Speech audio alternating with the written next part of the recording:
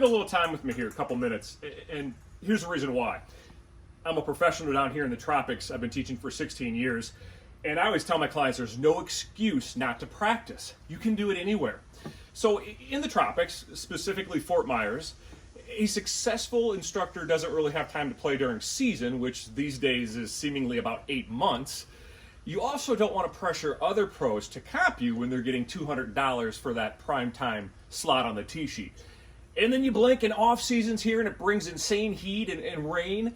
Had to have my Respect the Military uniform on today, so that's why we've got the pants on. It's not that warm yet shooting this in the morning, but yeah, so a lot of my practice is just honing my swing and my lanai with a piece of turf and plastic golf balls. I bought the combo, I think, at Walmart for like 20 bucks. Maybe it was Super Target.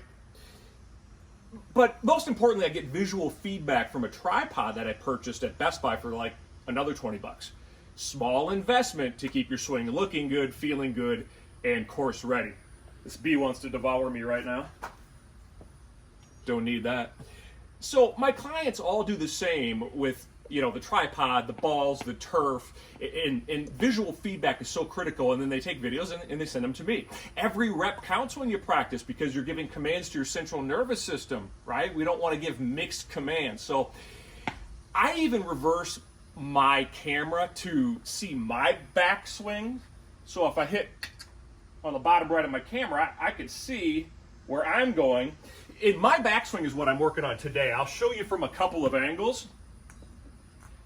What tends to happen is when my left shoulder stops going down, I'll pick the club up. My swing will get long and detached. I want my arms to stay on my torso. I'm trying to feel like John Rahm, where a lot of my power is coming from my pivot, right? There's power in the hands. There's power in, you know, high hands and in length of arc. There's different ways to do it. But I like to have a simple, repeatable, efficient swing. So I'll go real slow and kind of just peer in the camera, you know, and make sure that I'm kind of syncing my shoulder turn. Once that shoulder's finished moving in a downward trajectory, and I get to about 90 degrees, that's also when my hands stop, and I don't go like this. So we'll hit a couple. If you have any comments, let me know. Consider a follow, I'd appreciate that. And then I'm gonna go from down the line. Also, this is critical. If you're sending me, because you're taking packages, right? I do these packages. I've got like the next 4 weeks if you sign up now for $250, unlimited online golf lessons. I promise it's a great deal, but you get out of it what you put into it. But when people send me stuff, I don't want it filmed low or from angles. So this is a good face-on view, about 10 feet away. This is a good down the line view. Got to make sure I have something to work with. All right, so we're going to feel like the only thing that's moving during the takeaway is my shoulder going down.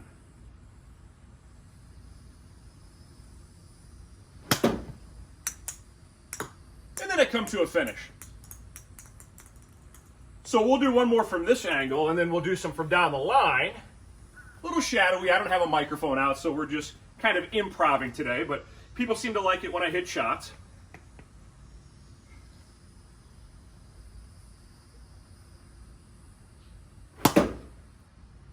So that's a full 9-iron for me. I feel like it's about 70% in terms of effort or speed, but 100% in terms of length. So I'll go down the line now. I carry my 9-iron about 138 yards. In the summer, it's really humid. The air is dense, maybe like 135. But to me, irons aren't about distance. They're about accuracy. They're like darts. So I don't want to overswing with them. I want a short, compact swing where, again, my arms stay connected to my torso.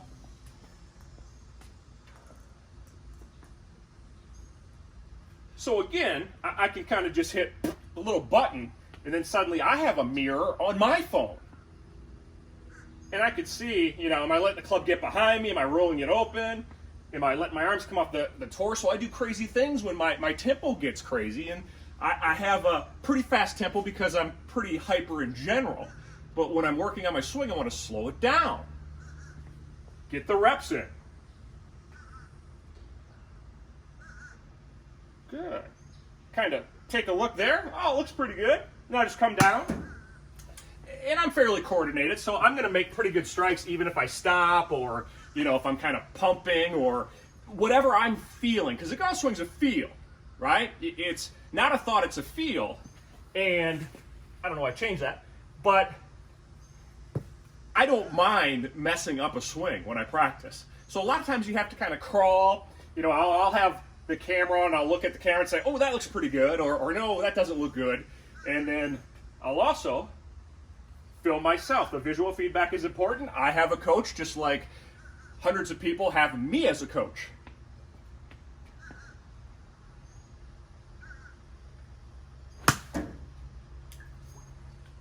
Kind of how to practice, how I practice as a pro. I hope that helped you out a little bit. I hope you found it interesting. Maybe consider hitting like and giving me a follow. Thank you.